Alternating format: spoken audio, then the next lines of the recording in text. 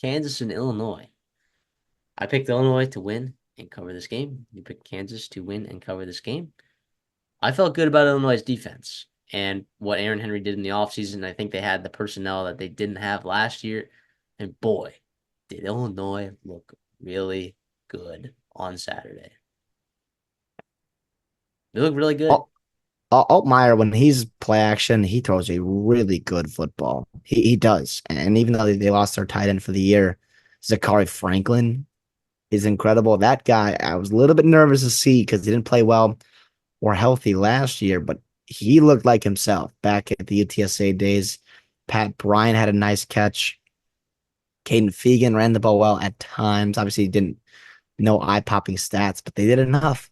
They did enough. Defense. Obviously, yeah, it was that defense. But here's the thing: it's like not to put it on Lance Leipold because I trust Lance Leipold a lot more than a lot of other coaches. But Andy Kotelnicki, man, I think they ran the ball so well and so explosively last game. And you're seeing Penn State have explosive plays. Like, where was the explosion in this game for Kansas? Because Jalen Daniels struggled to move down the football field consistently. 3 interceptions. Devin Neal ran the ball well. Highshot ran the ball well. Over both guys over 5 yards per carry. Devin Neal was 14 for 101. That's plenty good. And my question is why is that only 14? Why is that number only 14? Obviously, you want to have balance, but I was a little bit like, well, I just thought I was waiting for Kansas to just pop one off and kind of pull away. And credit to Illinois for keeping it that game, keeping it close, and then having a really good fourth quarter. Like you said, that defense played really, really well. And Illinois is a team under Brett Bielema, man, they're going to be frisky this year. If Altmaier continues to play well, that defense continues to take strides like it did today with the Scott brothers, with Briggs, and what Davis Yakis Scott can was good. do. Yeah, Scott was great, and what Yakis can do, rushing the passer as well. Yeah, I mean, I was wrong. I was wrong, and I was high on both these teams. I took both these teams overs, and I thought Kansas would win this one, and Illinois did. And I still think Kansas can win the Big 12 because I've got a future on that, and I still feel fine about that. Obviously, it would be nice to get a win, but Illinois, man, what can I say? Not enough credit can be given there. And obviously, I know as fans were very excited. That game was sold out. It's a great atmosphere. Illinois looking to build momentum, and they did. And they did before they got, Nebraska and Penn State, a couple of really tough games as well on their schedule.